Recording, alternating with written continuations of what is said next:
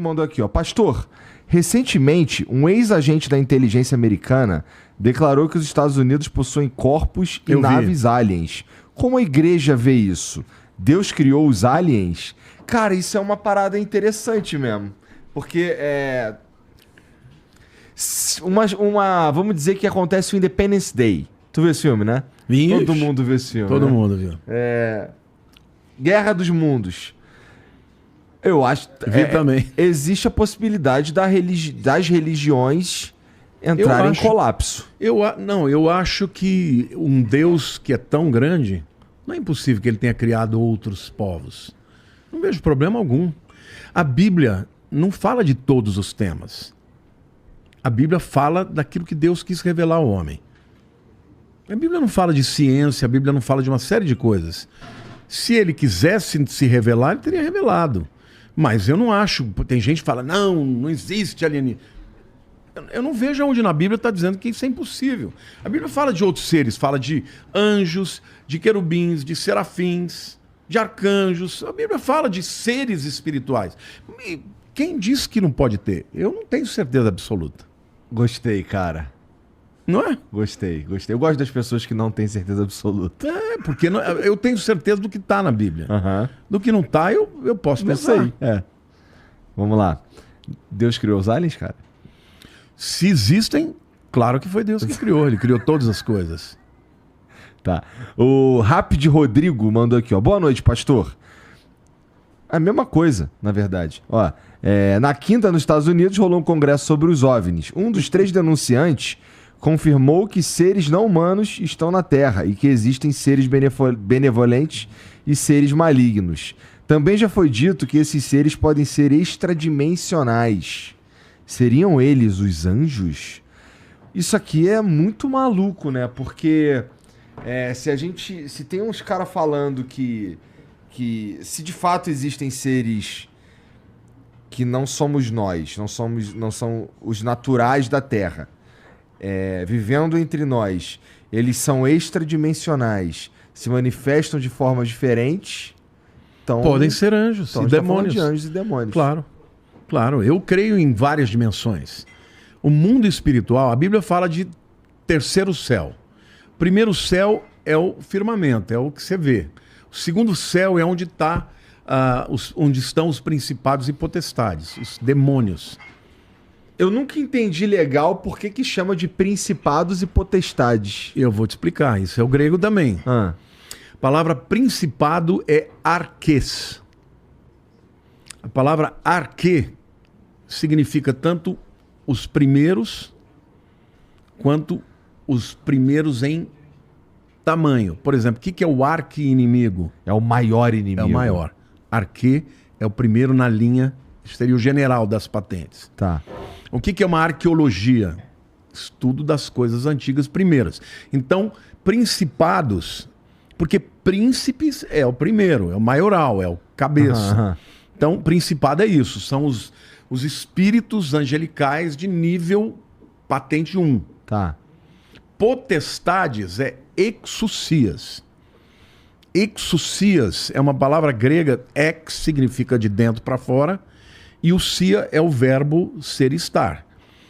O que representa? Você já ouviu falar de lugar de fala? Já. O que é lugar de fala? Eu falar a partir de uma experiência que eu tive. Você fala de uma coisa que você vive. É diferente de um cara que está falando de uma coisa que ele nunca viveu.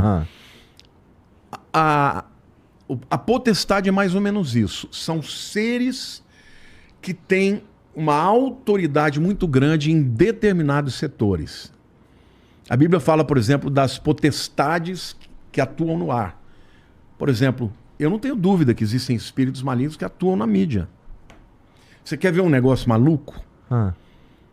Eu faço lives, falo de muita coisa. Toda vez que eu falo do anticristo, cai minha live.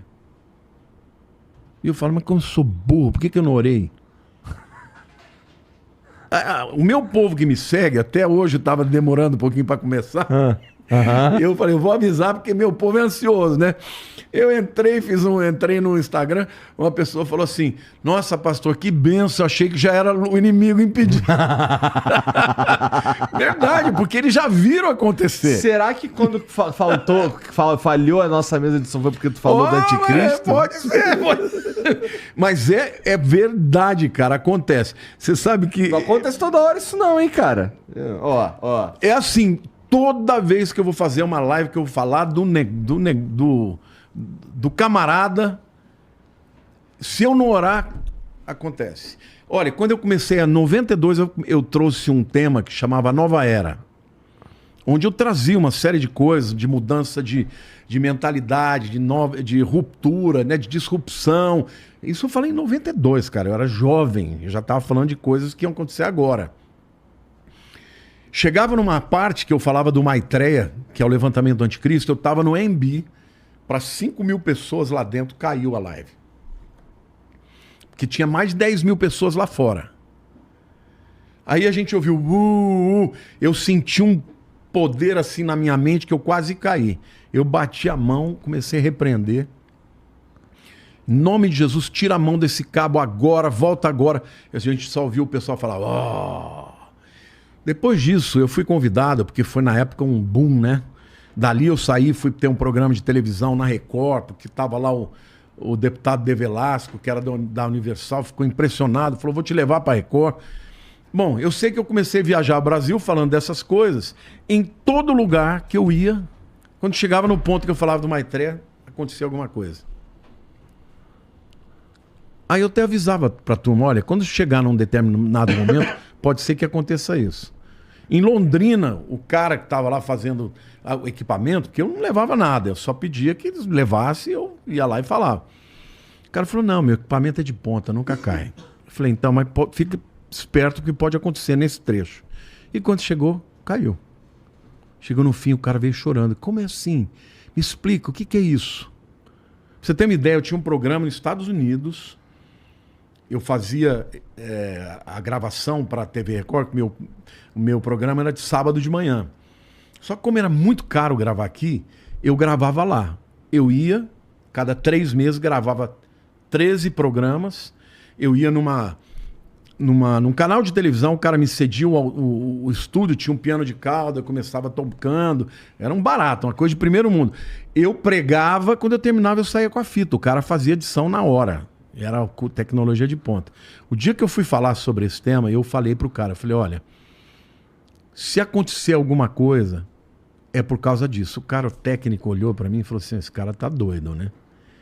Você acredita que travou o negócio e não tinha ninguém que fizesse funcionar? Eu fiquei umas 2 horas esperando o cara tentar resolver e nada. Aí ele me chamou e falou, não sei, já fiz de tudo, não sei o que pode acontecer. Eu falei, você deixa eu orar? Ele falou, eu botei a mão e falei, Deus, isso aqui é para tua glória. Se tem algum demônio aqui, toca agora e tira agora. Voltou tudo na hora. Então o mundo espiritual, cara, não é brincadeira. É real, eles existem. Agora estão numa outra dimensão. O fato de não serem matéria, estar em uma outra dimensão, não significa que não sejam que não reais. Existam. Então, eu acho que a gente não pode querer ter resposta para tudo quando a Bíblia não te diz. Eu não tenho resposta para tudo. Tem até coisas que estão na Bíblia que eu sei que aquilo é verdade, mas eu falo, não entendi. Se um dia eu chegar na tua presença, eu vou perguntar. Eu não tenho resposta para tudo. Então, o que eu não tenho, eu não respondo. Entendi. Ó, o Tonho Robert mandou aqui, ó. Se a Terra só tem cerca de 7.000 anos, como muitos religiosos afirmam, como explicar a existência dos dinossauros e depois sua extinção? Tu também acha que a Terra tem por volta de 7.000 anos? Não tenho certeza. Não tenho certeza pelo seguinte, eu vou te explicar biblicamente. O que as pessoas dizem é o fato do relato do Gênesis. Deus criou tal, no primeiro dia, houve tarde, houve manhã, no dia primeiro. Deus criou assim, entendeu? A palavra dia no hebraico é yom. No dia é be-yom. Pode traduzir a palavra dia. Só que no final do capítulo 2, quando ele fala, esta é a Gênesis dos céus e a terra, e aí no português está quando Deus criou os céus e a terra. Só que essa mesma palavra, quando, é beyom. Então a mesma expressão que traduz um dia, está traduzindo o período todo. Então, cara, para mim não faz diferença. Deus pode ter criado em 6 dias? Pode. Mas pode ser que não tenha. O texto bíblico me permite dizer isso. Me permite, eu só não quero ter a desonestidade teológica de alguns dizer, não, mas é assim. Mas isso é o que você acha. O que o texto diz é Beyom.